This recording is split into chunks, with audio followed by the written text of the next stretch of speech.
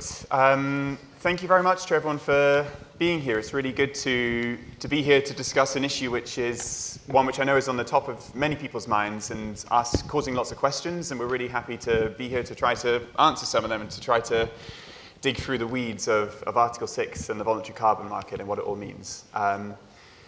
There is a lot which is happening in the carbon market right now. There are a lot of trends, a lot of initiatives. There have been for several years. And one of the big ones which has been underlying all of that over the past few years is Article 6. At first, the kind of protracted negotiations, which we saw over several years, and now it's implementation and lots of questions about what this means for the voluntary carbon market, what this means for alignment between different markets over time, and what this means for people's projects. And we as Gold Standard have been trying to do a lot of work over the past few years to try to dig through some of these big questions. We set up an Article 6 Early Movers program over the past few years to try to provide some more information on what Article 6 means for project developers and for governments. We've provided some capacity building support to governments, and we've tried to partner with organizations across the market to really start to work on its implementation.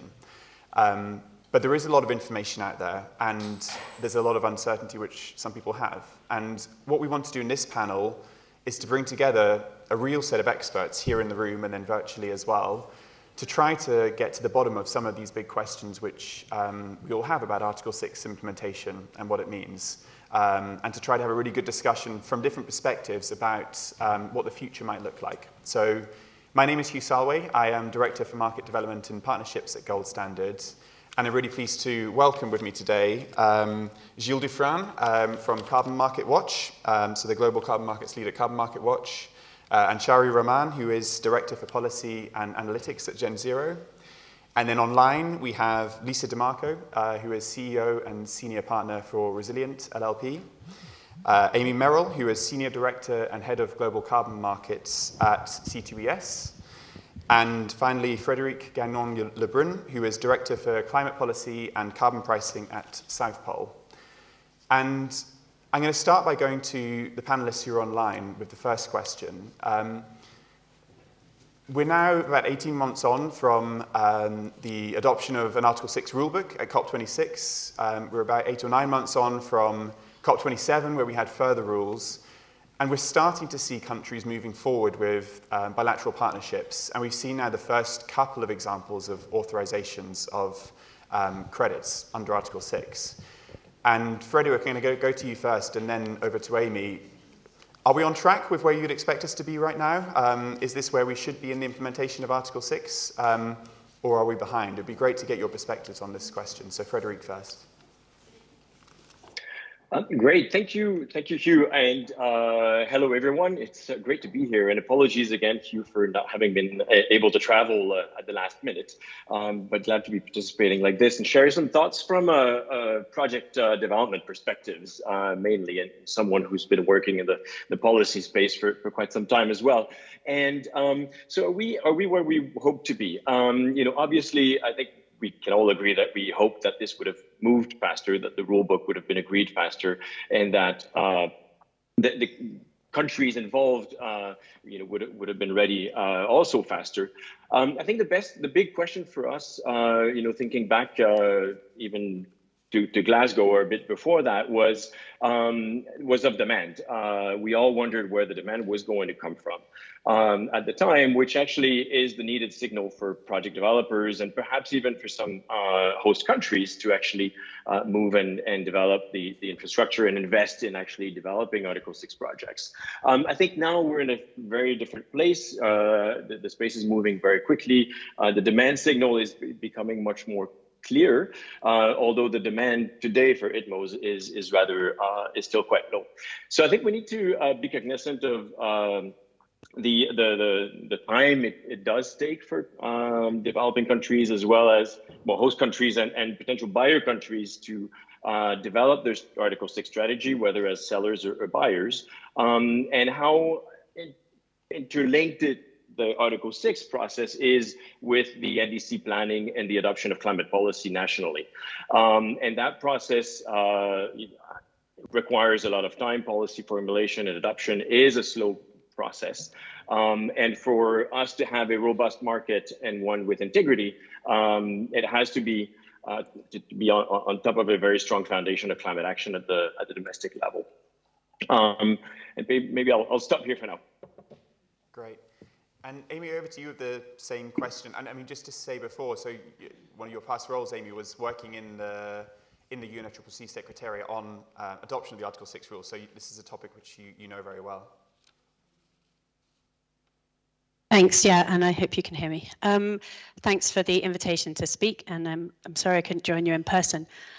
I think when we, so I led negotiations at the Secretariat for the delivery of Article 6 for the UNFCCC, and we finally adopted the rules, as you say, a few years late, but better than they would have otherwise been in Glasgow.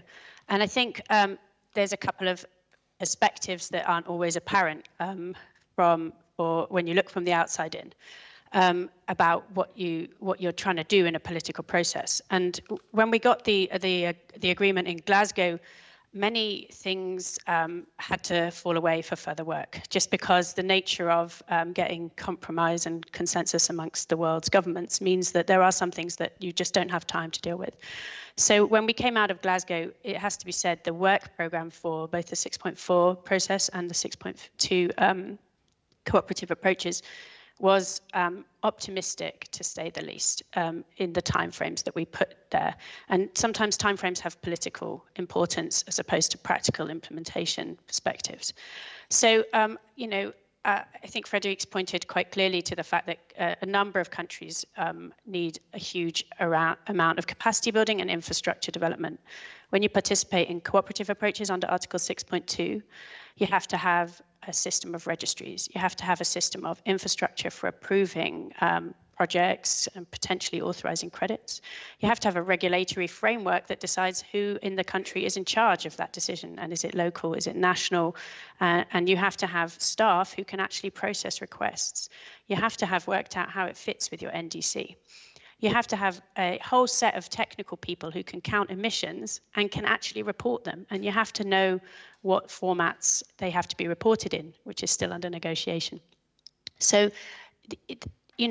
you have to set up an entire, it's more than just a trading desk, right? So the host country infrastructure required is considerable.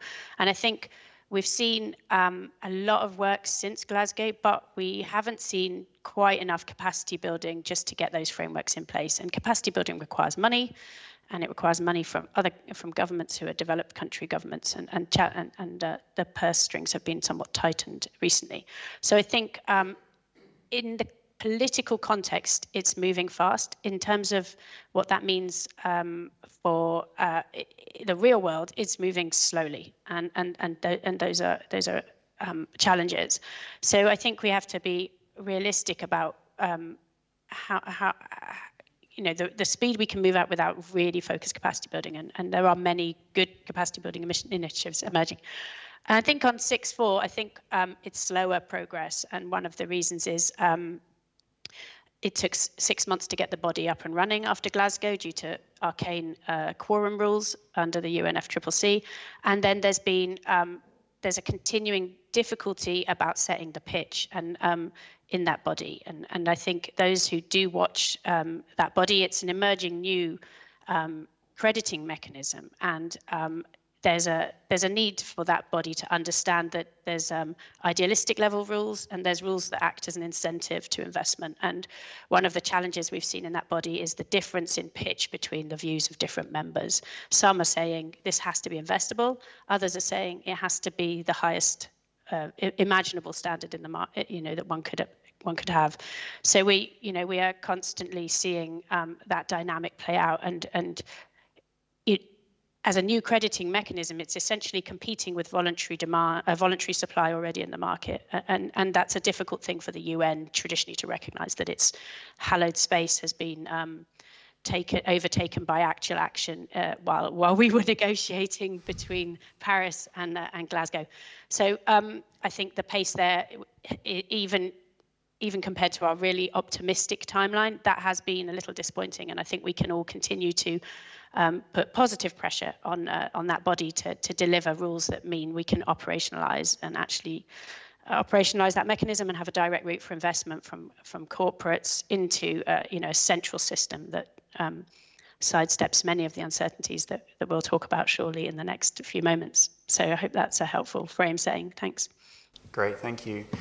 I might just, because I think it's a good segue, I might ask a different question which we weren't going to talk about now, but I'm really interested from those who were involved in this. So when Article 6 was first adopted into the Paris Agreement in 2015, I don't think anyone, or people weren't really thinking about the voluntary market being linked to it so much, and that kind of emerged over time. And I'm really interested because I think people still have questions about the links between the voluntary carbon market and Article 6. So I don't know if anyone wants to talk about kind of how this evolved over time. Anshari maybe first, and just to provide some kind of history to understand where we are now and how the voluntary market's become a little bit merged with Article 6. And as Amy was saying there, Article 6.4 finds itself in a way in competition with standards like us, for which we make no apology, although we hope that we're kind of all working towards the same end goal, really. Thanks, Hugh, and thanks, Gold Standard, for having me here. So I think maybe just an introduction to Gen Zero. We are 1 year old. We are an investment platform company deploying capital into decarbonization solutions in tech, nature, and carbon markets. I cut my teeth in the multi-lat negotiations at UNFCCC on Article 6 and also other platforms like IPCC. And when we were conceiving Article 6, it was really a paradigm shift from the Kyoto Protocol. And that's why we have 3 different constructs under Article 6. 6.2, which is essentially bilateral or plurilateral approaches between countries. 6.4, which is the mechanism that replaces the CDM, and 6.8, which are essentially international cooperation without the use of market mechanisms. And I think 6.2 is where we are starting to see this intersection, not so much with the voluntary carbon markets, but independent standards and programs participating in compliance markets. And Article 6 is not actually the only one. We've also seen CORSIA under ICAO starting to blur that lines between what independent standards like Gold Standard, VERA, and others can also participate in international compliance mechanisms. And to some extent, the rules between ICAO and Article 6 are complementary. So the rules that apply in terms of accounting will also apply to CORSIA and also to Article 6. What is different now is that at least under Article 6.2, countries can cooperate and leverage some of these independent standards out there to generate ITMOs that can be traded. Or it's probably not a key topic right now, but Article 6.2 covers beyond just crediting mechanisms like Gold Standard. It also covers international linked emissions trading schemes, like for example, EU ETS with Switzerland and also California and Quebec, and how US, Canada, EU, and Switzerland have to account for this. This all falls under Article 6.2. So it's not just limited to what we traditionally term as offsets, right? But also emissions trading schemes. It is a fairly nebulous thing. And the accounting framework can be very complex, where you take into account all the different forms of cooperation that countries can actually generate. For private sector, it also gives a chance for the private sector to participate through project origination that can comply with the Article 6 rules, be it under 6.2 or under 6.4. So there are multiple modalities on how the different value chain participants can participate. It remains to be seen which type of standard or quality benchmark will triumph in future, whether it is through the efforts of independent standards under Article 6.2 or 6.4 is going to emerge as a new standard bearer in terms of what quality looks like. As Amy mentioned, there needs to be a balance between what is investable, practical, and what is going to be the mark of the new carbon markets 2.0. Yeah. Great. Anyone online want to come in on this question as well about the kind of history of how the markets came together? If not, that's... oh yeah, Amy, please. I can just, it was always there sitting latently in the text if you'd actually read the Paris Agreement, because the nature of obligations for countries is progressive over time to cover more and more of their economy and ultimately have absolute economy-wide targets and meet a balance of emissions and sinks. So, when we came out of the when the text was published in Paris, we were asking ourselves the question what it does to the voluntary markets for Article 6, given NDC progression. But what we've seen over time since between Paris and Glasgow was the voluntary, what was traditionally called the voluntary market, so voluntary demand for voluntary demand met by voluntary supply, so independent standards for corporate use. That continued to grow between 2015 and 2021, whereas while everyone was negotiating Article 6 implementing rules, compliance markets didn't move so much.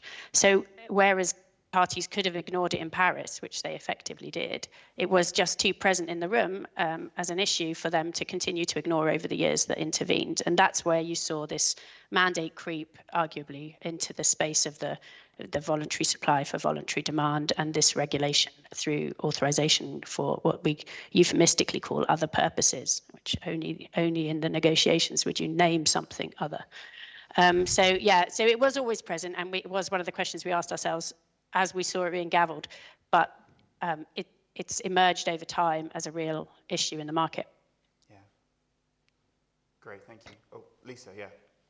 Just briefly, if you think about it as a historical progression, there's always an element of actor network theory. And I think the early presumptions were that the Paris Agreement was the actor and the voluntary market was a network. I think that's changed a little bit, and the voluntary market is actually having an impact on the evolution of the mechanism, in particular Article 6. And we saw that most prominently at this year's intersessional negotiation, where they actually made attempts to provide standards for voluntary market. The Secretariat drafted a paper in that regard. So interesting to see how things evolve. Yeah, indeed. And so, I mean, we have several things which are happening right now alongside each other. So we've had negotiations over the past few years. We had a big milestone at COP26. We had further guidance at COP27. Some of the details continue to be negotiated, and we'll come to that soon. We'll talk a little bit about where things are right now in the negotiations.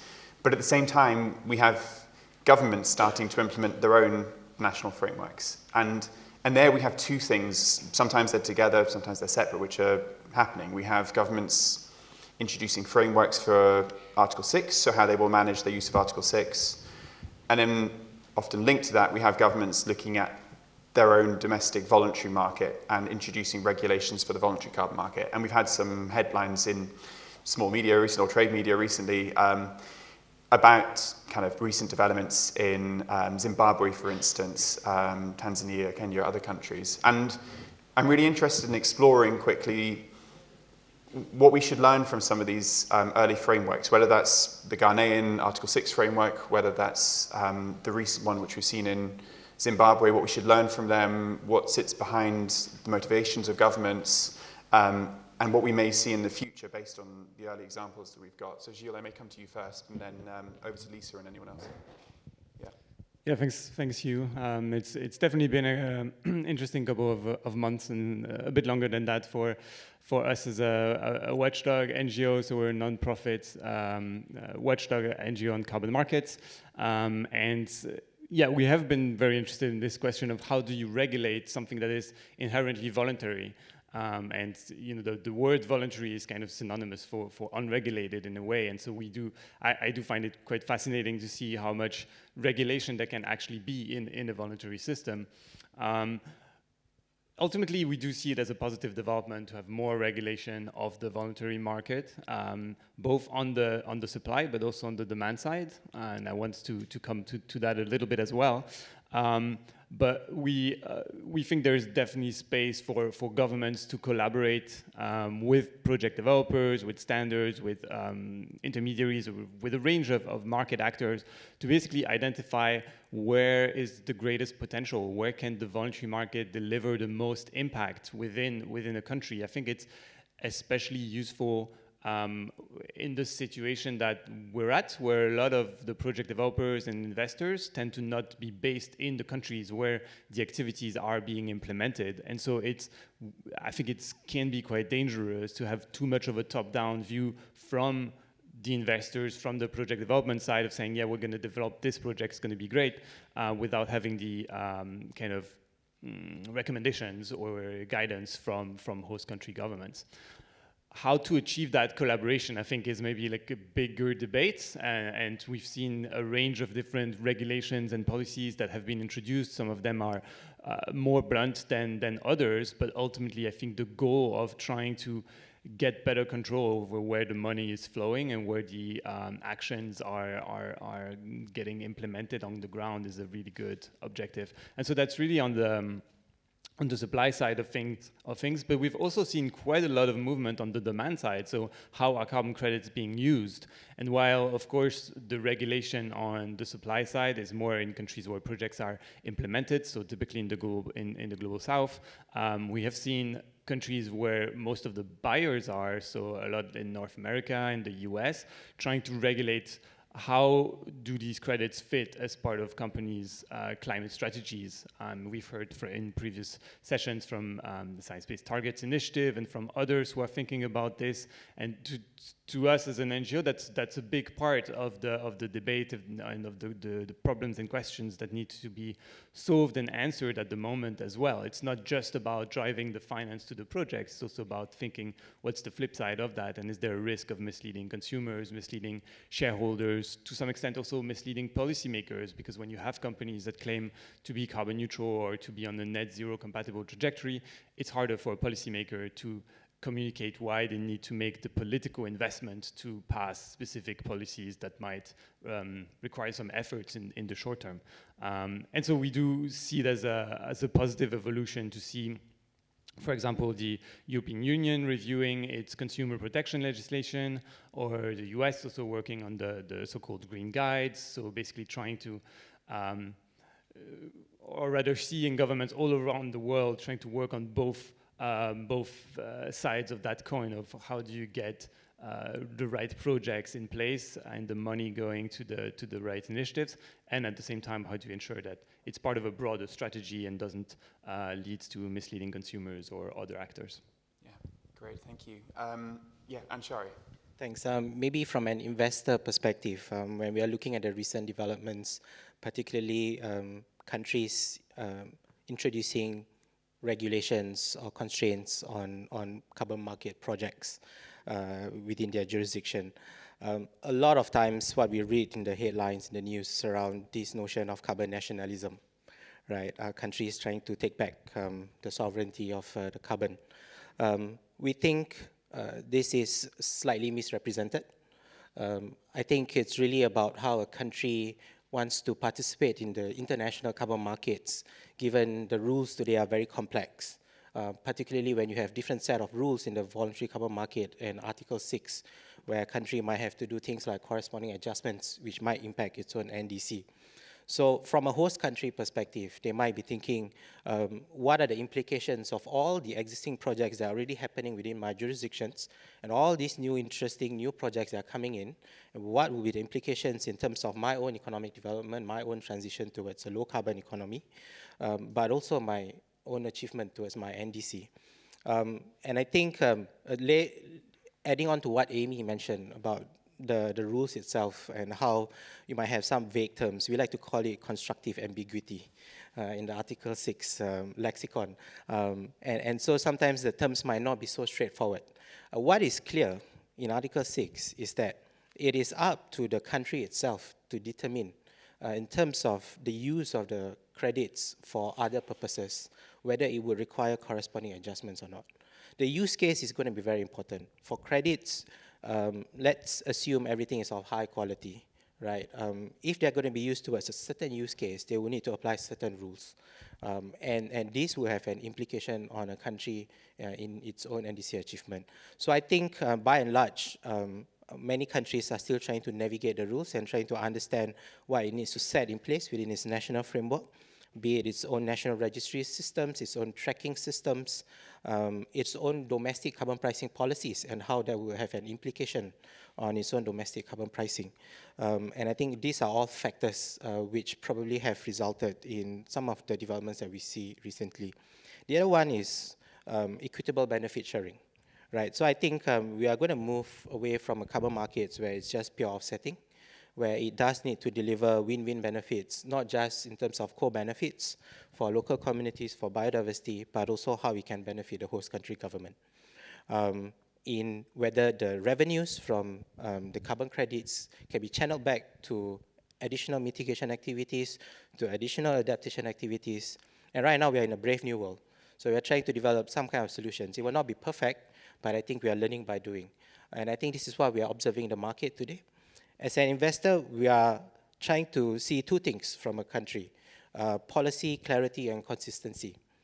You mentioned Ghana, and that is one country which we felt was one of the early movers in terms of policy clarity in their Article 6 policies. They've whitelisted certain sectors which they think will be suitable for Article 6 and others which are not suitable for Article 6 because they are already part of the unconditional NDC measures, right? And this provides clarity for us as investors to come in and to see what types of projects, which type of partners are suitable for us to deploy capital to generate new types of carbon credits called EPOs. Yeah. Great, thank you. Lisa, over to you on this question as well. Thanks very much, Hugh. I'll speak to the 2 points that you raised. First, motivation of countries to get involved in regulating, quote unquote, the voluntary market. And then secondly, the associated lessons learned. But let me just touch slightly, it's the lawyer coming out on one of Anshari's comments. In fact, countries do have discretion and jurisdiction over whether or not to authorize for use. But once authorized for use for other international mitigation purposes, corresponding adjustments must happen. And that's a bit of a technical point, but I think it's an important one. So it's upstream that we have to worry about authorization or non-authorization. So let me speak first to that motivation point. And I think there is an element of realization that carbon is a natural resource, and it's also an instrument of compliance with the Paris Agreement obligations. And so once that realization has really sunk in at a national level, there are a number of issues that naturally flow. And one is about accounting. There must be appropriate accounting about what's in the country and what's outside of the country. And there must be accountability for what happens. And so with that often comes a related system of concessions or royalties. Much like the discovery of any other natural resource, the determination of how it develops has to be done in the realm and understanding of what the benefits are to the country that has them and what they can and cannot do with those natural resources. So I think that's the motivation we're seeing. And then to your second point around the lessons learned, we certainly see challenges that the investment community is facing as a result of some of the actions that have been more abrupt, not a smooth bridge from the status quo to the future, but a more abrupt bridge. I would say Zimbabwe and Indonesia showed a few of those lessons where it was a bit more of a jarring change, not commenting on the substance of the change, but just a bit more jarring. And one of the lessons learned is an action in a country can have a global market impact. We definitely saw investment chill follow some of those actions. And then another lesson learned is that looking at how to do this effectively and efficiently while continuing to attract investment to really scale the emission reductions that we need to achieve for the Paris Agreement obligations is done well by combining a national regulatory approach with a smooth and transitional integration of what we've already got out there, including the voluntary standards, including the measures to enhance integrity like the ICVCM, including the measures to address demand claims like the VCM II, and including accounting frameworks that are already helpful out there that are also evolving in light of the Paris Agreement, like the SBTI, with a nod to your previous speakers. So I think those are two key lessons: smooth bridge, not jump off a cliff, and incorporate what we've already got in the market to facilitate ease and speed and scope and scale. That's great, thank you. And I mean, I think this is one of the main reflections that we've drawn too, is the principle of regulation makes sense and can be helpful. The practice of how it's been gone about so far has not always been helpful. And I think the points which you've raised there are really important ones about that being done without there being kind of foresight for the market about what will come through in the future. And I think some of the measures which have been in there in some cases as well have been difficult for investors. I mean, that's what we've heard, at least from project developers. Taxation, for instance, is one of the examples, and just the level of that. But on that note, I'm really interested to go to Frederick on this point, because, I mean, Anshari's talked about this a bit earlier, but one of the big questions is what all of this means for investment into the market, whether you're looking at a particular country or whether you're looking at investment kind of globally in your overall approach. And it'd be really interesting to hear from you and from the perspective of South Pole how you're seeing some of the steps we've seen recently from governments. Yeah, thank you. And I mean, I would echo indeed the challenges that have been highlighted by Lisa and Anshari from a carbon project developer perspective, investor perspective. It is somewhat chaotic right now. And I think one of the big lessons that we draw from this is that government engagement is become a must effectively, and we need to understand NDC implementation plans. We need to understand where governments are coming from, and be respectful, obviously, of their trajectories on this. And also, one of the things that we try to do as we engage and as we also run and implement capacity building programs is to clarify the role of Article 6 and the role of the voluntary carbon market. And in our view, both have very different roles in financing climate action in host countries. So I think that there's still a lot of confusion, and the voluntary credit and an ITMO are often put in the same bag when countries are designing policies. So, and of course, they don't come with the same implications for the host country, right? The voluntary credit is accounted towards the NDC target, and that's how it's understood today. And the ITMO, of course, with the corresponding adjustment, comes at a cost to the NDC implementation for the host country. So clarifying these concepts, and Amy spoke about the need for further capacity building, and I think the capacity building should not just be on Article 6, but on the use of more generally of carbon market mechanisms. So one of the examples that was that we found quite useful in terms of government frameworks is that of Ghana, and it was highlighted before. But they, in the Ghanaian government, has effectively designed different processes for generating ITMOs in a cooperative context, in the context of generating an ITMO for other international mitigation purposes, and has also a process for securing a letter of endorsement for projects that would contribute to the NDC effectively and be sold on the voluntary market. So we think this is an interesting avenue that can be explored further by other countries to provide that clarity. And of course, we're very supportive of regulations and of policy frameworks and of equitable benefit sharing.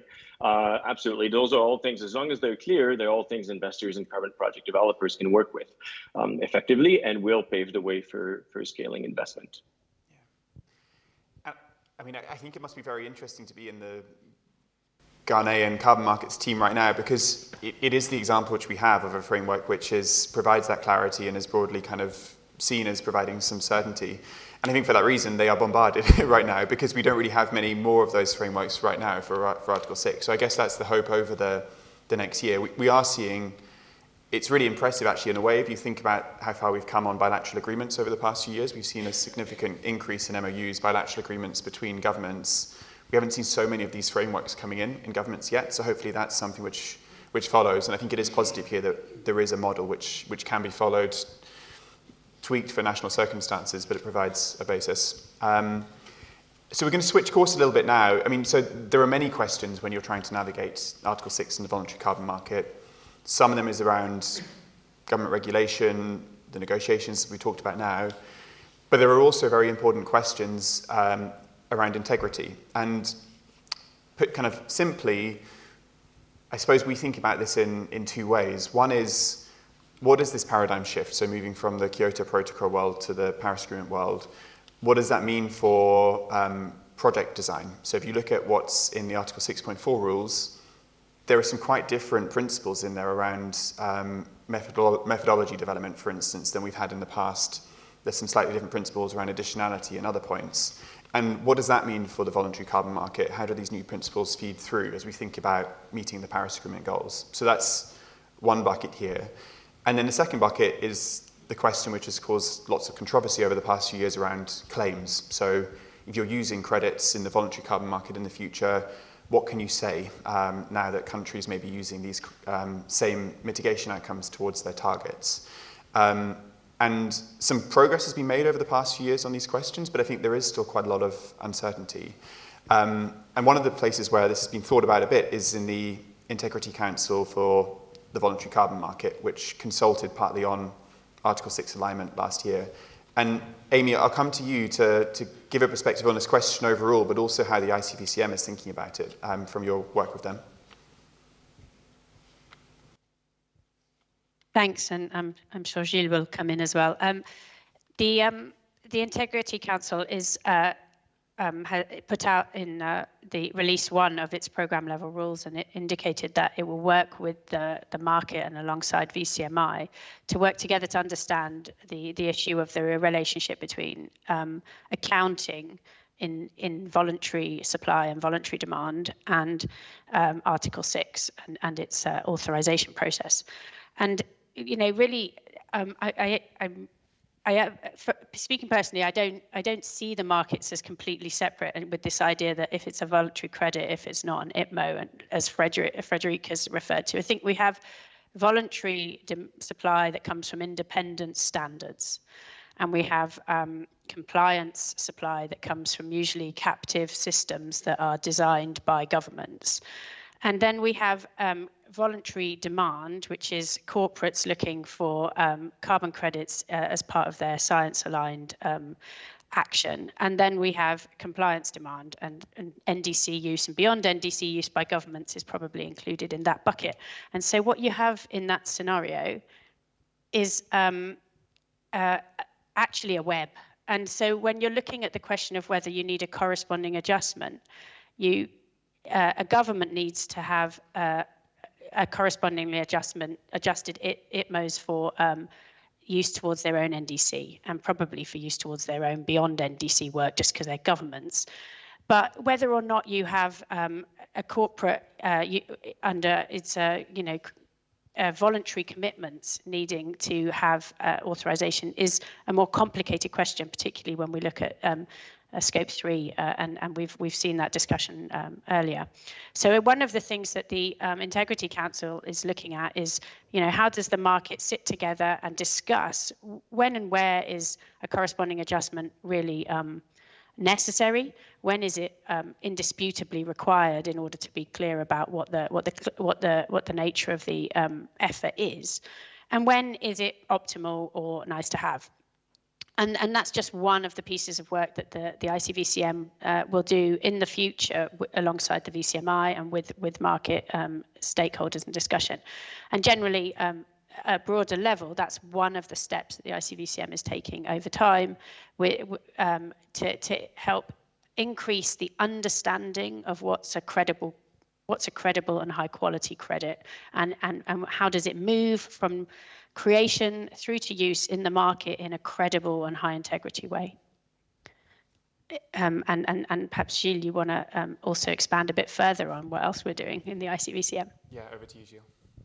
Yeah, sure. I mean, so I'm really speaking on behalf of Carbon MarketWatch and not on behalf of ICVCM, which I'm not representing in any way. And I have to say that before I'm saying that for us, it's really clear that corresponding adjustments are needed in any situation where a compensation or offsetting claim is to be made. And that's been, it's been a debate that's been going on for I don't know how many years now. And yeah, to us, I think it's pretty clear you just cannot have two different entities that make the same claim over 1 ton of CO2. But I think it's also worth thinking a bit more, like taking a step back and thinking more broadly around why is this an issue? And I think the interaction here between claims and the integrity of the credit itself is really interesting, because a lot of the problems we're having that are labeled as an integrity problem, of talking about corresponding adjustments, avoidance of double counting, to some extent also discussions around permanence or durability, do come from this willingness, or to some extent business model, of trying to sell this promise of a credit that represents an exact ton of CO2 that is a full equivalent and fully fungible with an emission reduction from CO2 that's emitted from the combustion of fossil fuels. And to us, that creates a lot of problems. That makes our lives so much easier, and that's why we think it would be a really good improvement to move away from this logic of offsetting, from this logic of compensation, towards alternative models like the contribution model or others that, of course, Gold Standard and many probably in this room have been thinking about and maybe even promoting. But I do think it's part of the integrity solution as well. It's not, we shouldn't simplify or kind of differentiate so much between the claims and the integrity of the credit itself, because both of them are really connected in our view. I also just wanted to make one comment on the discussion from before and connecting it to this question of integrity. I think we're really happy to see that there's so much more focus on the question of integrity now. I mean, like, it's been, many of the problems that are being discussed today have been exposed by NGOs, by academics, by journalists, by many actors of the market themselves as well for a long time. And it took a long time before we really took those issues seriously. And now it's really good to see that things are starting to change.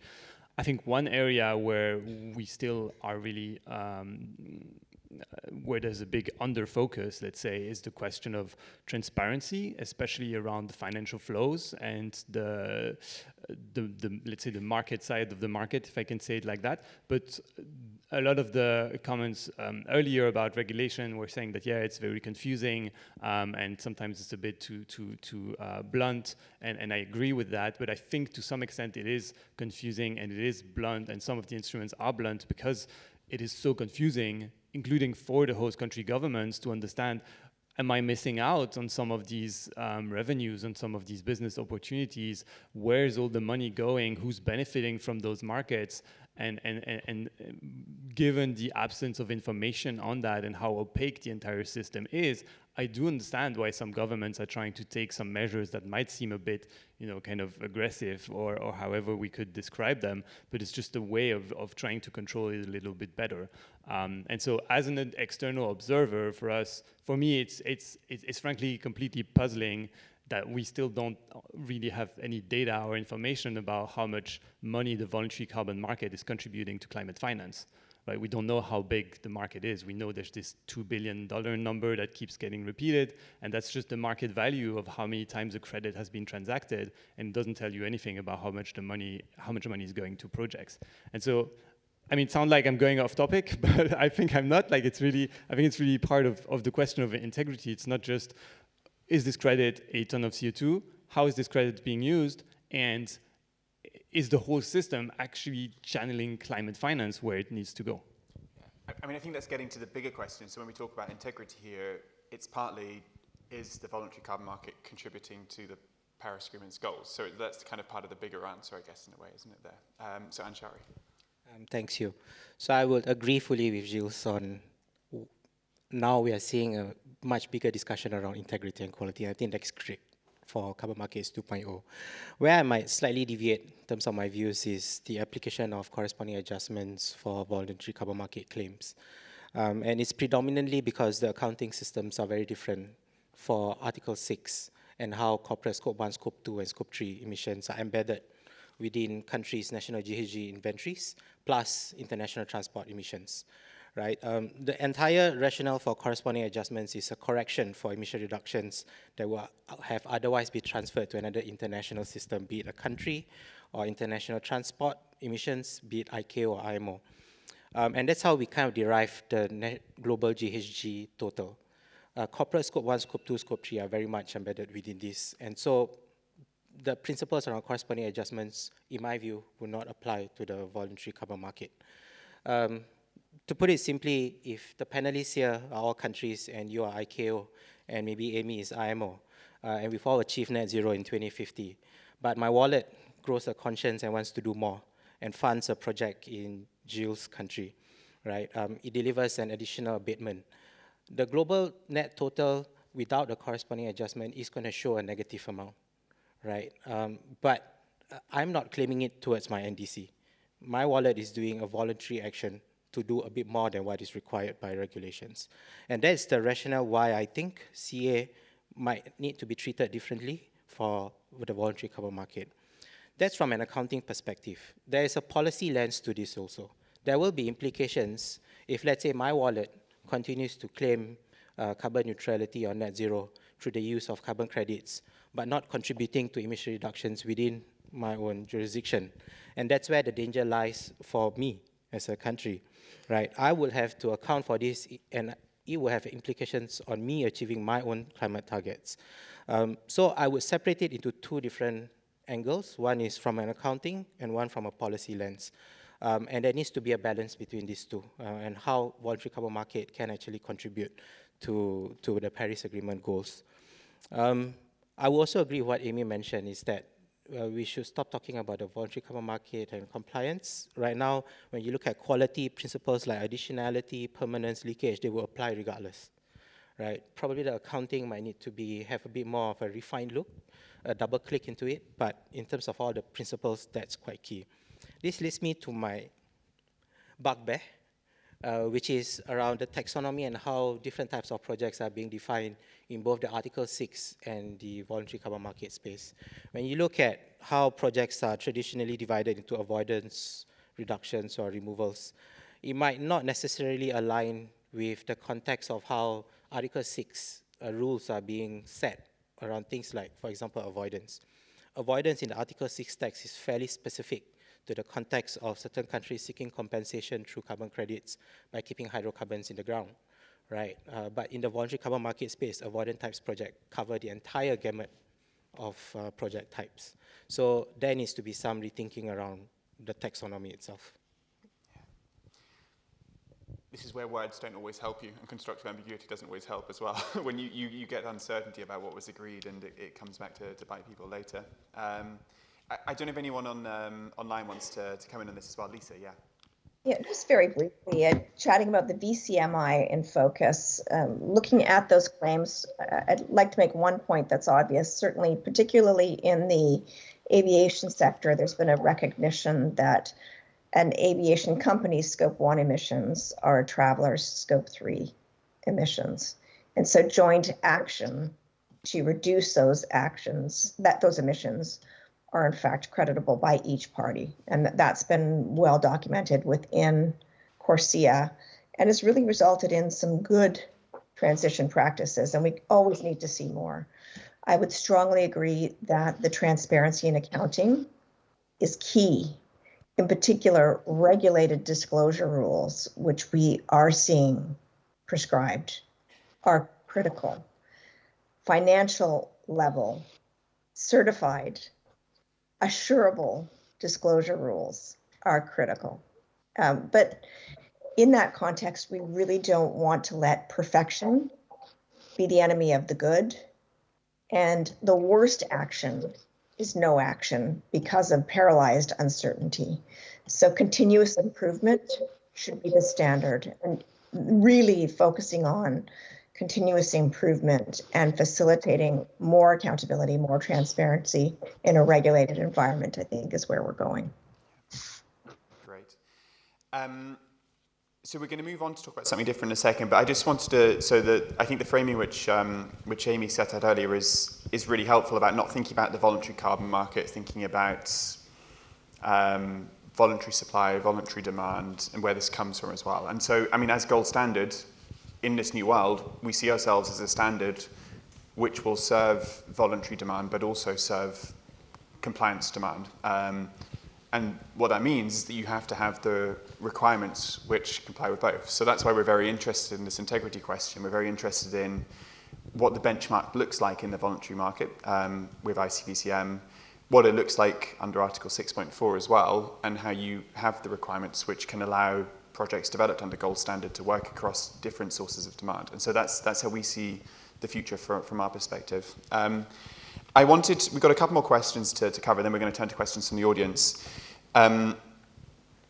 Negotiations never end. Article 6 negotiations are still going on now, and we had a recent round in Bonn. And I think some of the audience members who are very interested in this may have been following that, some may not have been. And I'm really interested in just asking quickly, what should people be looking out for as we come up to this COP? So Gilles, I don't know if you were able to answer this. I know you were at the Bonn session for part of it. So what are the key issues? What's relevant for voluntary demand, voluntary supply, the voluntary market, and what should we be looking at when we go to COP? Yeah, that's a big question. Of course, there are a lot of different parts to the Article 6 negotiations, and I'm sure all the speakers here will have a lot to add on this. Instead of kind of giving an overview of everything, I prefer to kind of zoom into one of the issues. I mean, so far in Article 6.2, I mean, at the last session, I think the negotiations were quite technical, as always, focusing on registries and how registries can be connected and what kind of information countries should be sharing with each other, etc. If I had to pick one issue to follow with that's more the interaction between the voluntary market and Article 6, I would look more towards the supervisory body discussions. So the 6.4 supervisory body, which is the body that's establishing the Article 6.4 mechanism. And that body is essentially setting up a new standards, right? It's like it's the UN carbon market standard. We might see it that way, as basically a competitor or complement, I don't know how to present it, to gold standard or to other standards that exist out there. And so the rules that are being established there, I think are really interesting to follow, especially I think questions around, maybe to pick two, baselines and permanence are really interesting. Permanence, because so far the UN hasn't really dealt with the question of permanence when in the context of issuing carbon credits that are supposed to be equivalent to emission reductions from fossil fuel combustion, right? The credits from the CDM were temporary credits mostly, and so it wasn't the same discussion as we have on the voluntary market with buffer pools and these mechanisms. And so I think what the UN is going to decide on this will be very interesting to watch, to see how it might inform what the voluntary market is doing. On the question of baselines, that's of course a hot topic also within the voluntary market, especially on project types like RED+, but not only. And to me, the most interesting question in that debate is, how do you ensure that your setting baselines that are compatible with a transition towards a net zero society by 2050 or earlier? And so if you choose baselines that are just set at business as usual, then that's obviously not compatible, because business as usual is not compatible with net zero. And if you set baselines that are way too ambitious, then you just get zero credits. And so what's the limit you find to incentivize project implementation while making sure that you don't give credits to anyone who's just reducing a tiny little bit below business as usual, but actually to activities that are delivering transformational change and that are feeding this climate action that we so desperately need. And then one final point on that, I think it's really interesting to look at what Article 6 can learn from the voluntary market, so on permanence, on baselines, etc., but also vice versa. And the voluntary market standards and project developers and actors have things to learn from Article 6 as well. For example, to just pick two specific rules, the share of proceeds for adaptation and overall mitigation global emissions agreements under Article 6 would be very positive elements to replicate in the voluntary market, in our view. So ensuring that a share of the finance that is flowing through the markets, which again is flowing through a complete black box and we have no idea where it's going, it would be nice to know that at least some of it's going to adaptation finance. And it would also be good to have some credits that are cancelled and not used and not claimed by anyone, if anything, at least as a form of insurance, that there's some extra climate action happening. But that's not even really the spirit of it. It shouldn't be as a sort of insurance against bad quality projects. It should really be a mechanism for the market to go beyond just compensation and actually delivering an overall reduction. Great, thank you very much. In the interest of time, I'm going to move on to the next and final question, and then we'll turn to any questions which audience members have. And Shari, I think you framed this really well earlier when you were setting out kind of the umbrella of Article 6.2 and the fact that it moves beyond what we had in the past under the Kyoto Protocol, where there are different options for what governments could do. Essentially, it's an accounting framework, and there's flexibility for governments to take different approaches to how they want to trade, what they want to trade, at what scale they want to trade. And I mean, looking beyond the next few years, I'm really interested in thinking a little bit about where this could go. So what types of activity may we or could we see under Article 6, which we don't really see or don't really see that much at the market right now? And what might the future look like if Article 6 is to play a really meaningful role in helping us to achieve global net zero and kind of is delivering at scale? What does that look like in practice? And Shari, and then maybe over to Sam on the screen as well. Thanks, Hugh. I'll give you a step. I think Margaret did allude to this in her opening address around policy-level interventions. I think that's one area that we will look forward to in terms of developments. And that appears to require a lot of coordination between governments and private sector. We are seeing a proliferation of initiatives out there, those that were announced at COP27. I think it's generally a good thing. I'm also cautious that we don't get burdened by initiatives having too many cooks and not actually executing what's needed to be done on the ground in an urgent climate situation that we are in today. Policy-level interventions, jurisdictional-level approaches, I think seems to be coming to fore emerging areas. We're still monitoring this space to understand what the opportunities but also the risks are in terms of integrity and quality. I don't think there's potentially a silver bullet to all the issues that we are facing today. New Article 6 credits on the market. I think that's what we are also looking forward to. And for us, GenZero, we are also interested in generating or catalyzing new types of carbon credits into the market, be it both in the traditional sense of avoidance and both removals. One example is learning from the past decade where renewables really got deployed in the global south, aided by the CDM. Some might disagree whether it really helped. But how can we look at deploying new types of technologies at scale and accelerate the deployment over time? One area that we are excited to work with, including with standards and other thought leaders in areas like green hydrogen. The other area which we are quite excited to look at is hard-to-abate sectors, for example, the aviation sector, sustainable aviation fuels. How can we use the carbon markets to lower the green premium and to accelerate deployment and adoption of such nascent technologies? So these are some of the nascent things that I think there's a lot of opportunities in the carbon markets moving forward. Yeah. Great, thank you. And Frederick, maybe over to you from South Pole. How are you looking at this, looking into the future for projects, or maybe project development's the wrong word, for mitigation outcome kind of realization under Article 6? Yeah, thank you. And I mean, if we do start with projects, one realization for us is that the compliance market responds to a different set of drivers than the voluntary market. So as a actor active in developing voluntary projects for voluntary use, for voluntary buyers, we're geared to develop a certain type of projects that are well known and have been developed extensively over the last years.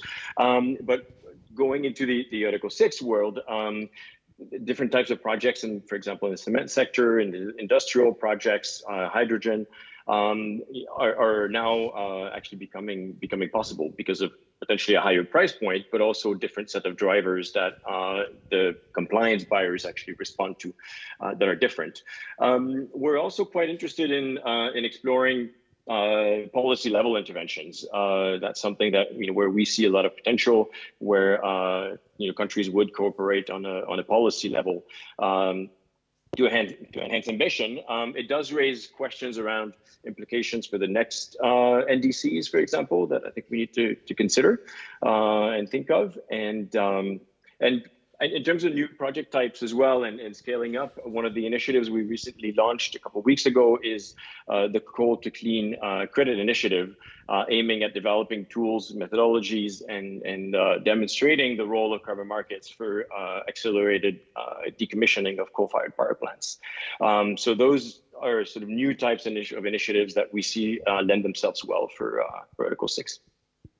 Great, thank you. And just quickly, unless anyone missed it earlier, so Margaret Kim mentioned earlier that Gold Standards recently entered into a partnership with the Global Green Growth Institute, an international organization based in Seoul in South Korea, under which we're looking to develop new requirements under Gold Standard to allow policy approaches. So we're going to be grappling with all of these thorny questions and looking at how you can deliver at greater scale through Article 6. Good luck. Hugh, I mean, can Amy, we just... over to you, yeah. Yeah, I mean, I just think it's a really nice place for us to end up before the questions, because I think, you know, one of the things that we fundamentally need to get our heads around in the carbon market space is that we have even less time than we had before, and we have to hit scale even faster than we did before. And we have a set of tools from carbon markets that are all about project-based approaches, one by one, site by site, additionality of the actual infrastructure there, boundaries that are small. We have to start thinking about the scale that we're trying to operate at, because the purpose of markets is not just markets, it's to accelerate climate finance and to, you know, achieve mitigation at a much faster rate than we've been able to do it before.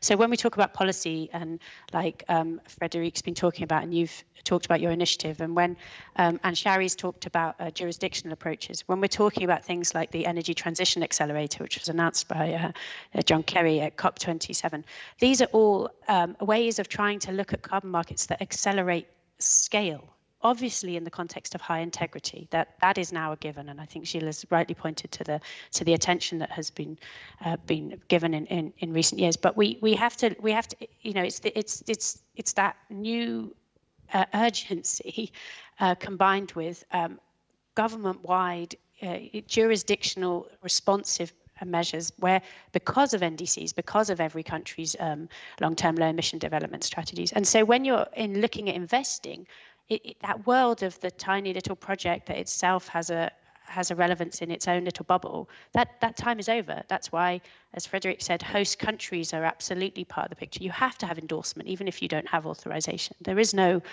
project without a government anymore, and you place that project in its constituency of its jurisdiction, of its stakeholders. We haven't talked about social benefits and local stakeholder benefit here, and communities, but all of that is now part of it. So I think, you know, we have to just bring it up to the macro, and everything has to fit within the whole. So I think it's a really nice place to end up. Thanks. Yeah, thank you. I think that's a perfect place to end. I mean, I think that's actually been running through this whole session in a way. I guess the big question is, what does it look like for the market to genuinely play a role in supporting achievement of the Paris Agreement's goals? And that's when you bring in these questions of what does it look like to have aligned activities, you bring in what scale do we need to reach, you bring in the role of governments in a way that's different to what we've had in the past, but all of these need to be thought about if we're really thinking seriously about the urgency of the task that we have and the role that markets can play. We have, yeah, Lisa, please, yeah. 2030 is 6.5 years away. Yeah, exactly. Yeah, one or just over one crediting cycle. Yeah. So we have pretty much exactly 10 minutes left. Luckily, not 10 seconds. 10 minutes left for questions. So that's probably your opportunity for 3 questions, I think. So if anyone does have a question, I think we have people who have microphones, and we're going around. I see one hand here, one hand there, and then one hand over there, the lady just behind, yes. So there are 2 down here and then 1 there. Sorry, you were just speaking to her by a second there. So do you want to just raise your hands who you had questions, and then we'll get mics over to you. So there we are, there was 1. And then it was these 2 down here. So we've got 1 question here first. Yeah. Okay, I can start. Yeah, my question is more about how would it look like when we have to do the correspondent adjustments?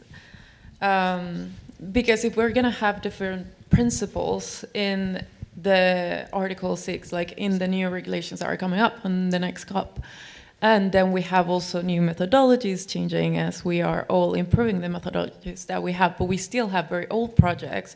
And even if we're talking about 5-year-old projects that are still old, thinking of what it's coming up, how are we going to compare apples to pears if we're really trying to have good accounting? I mean, I can imagine there's going to be like a change of the methodologies into the regulations to try to find like that corresponding adjustment. But my question is just like, do we have that layout, or is it just in the planning? Yeah, it's a good question. I mean, and I may go first to Frederick, because I know from South Pole you're thinking about this a lot for existing projects, for future projects as well. Kind of, what does this look like when you're engaging with governments and when you're working under standards? I think it'd be helpful to have your perspective, and then we'll go to the other two questions afterwards. Yeah, I mean, under the Paris Agreement, one of the rules that was agreed upon was for some of the old projects, as you put it in the question, to be able to, old CDM projects following certain rules, to be able to transition and be recognized under the Article 6.4 mechanism. So that's one of the provisions that was agreed upon in Glasgow to recognize perhaps more the need for continued financing for these projects to survive into the Paris Agreement period, effectively. As we move forward and start using existing methodologies and applying them in Article 6 context for similar types of projects, the main exercise that needs to be done is a much greater consideration of upcoming climate policies in countries that are embedded in countries' NDCs. So, for example, in an energy efficiency investment fund that we've structured and that we're thinking of in the context of Article 6, we've taken into account the upcoming minimum energy efficiency requirements in the country's planning as the baseline, effectively. So, taking into account existing and upcoming policies that governments are intending to put in place to achieve their NDC is a way of ensuring that the country would be authorizing emission reductions that would not actually occur thanks to its own policy and would actually be accounted towards its NDC. It's becoming well, it's a changing world, essentially. We just need to adapt to that and fully take into account host country perspectives and policies, as Amy was saying, to develop projects that are compatible with those efforts in the Paris Agreement. Maybe just to add, in terms of some of the old legacy projects, sometimes they are already incorporated in the baselines of the NDCs that have been pledged. And so a country will need to take that into account, and there's a balance to be struck.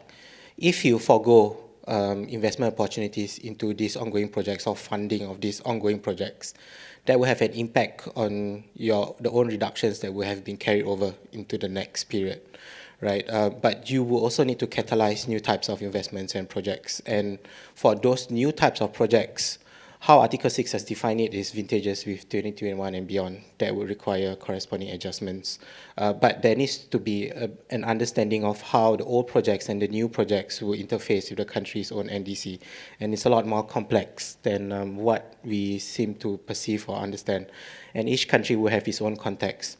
In an ideal scenario, additionality is going to be the most important principle moving forward in determining whether a country should adjust for that particular reductions or not, because you will, in an ideal scenario, it will have laid out all its policy levers and measures to achieve its own NDC unconditionally. And everything that happens is additional, right? And therefore, CA is a correction for the reductions that would have happened otherwise. But that additionality in the new Paris Agreement context is going to be very difficult to ascertain, particularly when we look at national level targets and translating it into project level or even policy level. So one country that I know have already transparently disclosed its marginal abatement cost curve towards its NDC. How many countries are actually in a capacity to actually deliver that or disclose that? Or is that information sensitive for that country? And there are many ways in which you can unpack these whole additionality issues, but suffice to say it's not that straightforward, but a country, particularly with a legacy of many different projects in the past, will have to understand what the dynamics are, interactions between those old projects and the new projects that it wants to bring in. So we're going to go to the two questions here, and I think in the interest of time, because we've just got 4 minutes left, we'll take them together and then we'll have a couple of answers. So has anyone got a mic? Yes. Yeah. Brian McGee from GrowToZero EV. We're running out projects that are mainly community driven, and the model that we've designed is for where we can get the carbon credits, but also the community and the sustainability and additionality added in. What we would like to understand is how can we do this on an umbrella basis whereby you verify one project, but then it's the same run out throughout the country or the region or the local community. Great, and then we'll have the other question as well, which I think is just here in the front. Perfect. Hi, Max from Carbonbase. Just want to ask a sort of big picture question. I don't know if you guys have come across this idea of called CQE, carbon quantitative easing. It's written in a paper by Dalton Chen and then popularized in a book called Ministry for the Future, which has been read by Jeffrey Sachs and a few other, Obama and Bill Gates. I would really want to hear the thoughts of CQE as a potential viable concept where actually get the central government to print, let's say, $1 trillion and then sits in an escrow account and basically is then used to reward all carbon mitigation activities. Thanks. Okay, there we are. An easy question to end. So I mean, just on the first, I mean, so we can talk maybe afterwards. So on the gold standard, we have approaches for developing programs of activities. So one project and then bringing others in afterwards. But we could talk maybe afterwards about that. I'd be happy to speak. Carbon quantitative easing. Does anyone want to take this? Yeah, Lisa. Okay, I'm glad you did. Thank you. First of all, I'm a huge fan of Kim Stanley Robinson, the author of Ministry of the Future, and in particular in relation to carbon quantitative easing, there are various definitions that are brought to bear. And in particular, if you look at the EU in the context of the energy challenges it faced going into the Ukraine conflict, there was a push for carbon quantitative easing taking the form of releasing obligations or easing the stringency of the European ETS to facilitate cheaper electricity or energy prices writ large. And that's one of the outcomes of carbon quantitative easing that we hope to avoid at all costs. So doubling down on markets to facilitate aggressive market-based energy transition is where we're at. In terms of the broader concept of units in an escrow account being allocated, effectively we're looking at an emissions trading system that takes the form of a cap and trade. And we expect to see many more of those systems evolve and link to a form of essentially carbon quantitative easing cooperatively implemented between countries. And we hope to see that evolve through Article 6 too, in particular. And noting that all of the requirements of the Article 6 chapeau have to be met. So integrity, subsidiarity, voluntariness, and doing so in a way that contributes to sustainable development. Great, thank you very much. And with that, we're now at time. So I would just like to end by thanking my panel very much. So thanks to Gilles and Anshari here with me on stage. Thanks to Lisa, Amy, and Frederick for joining virtually. I hope this was helpful. I think we've been able to cover quite a large number of questions which exist around Article 6 in the voluntary carbon market. There are many more questions that we could look at. There are many implications of what was talked about here as well. We had just before this session office hours to talk about Article 6 and governments, but do feel free to catch Gilles, Anshari, or myself afterwards. We'll be around for the rest of this day, so please do feel free to catch us to follow up the discussion. I think, or at least I hope, now given the time, it's lunch. So I think if you go out after this, it will be lunchtime. Lunch will be served, I think, just upstairs. So thanks again to the panel, and thanks to all of you, and for some good questions. So thank you very much. Thanks.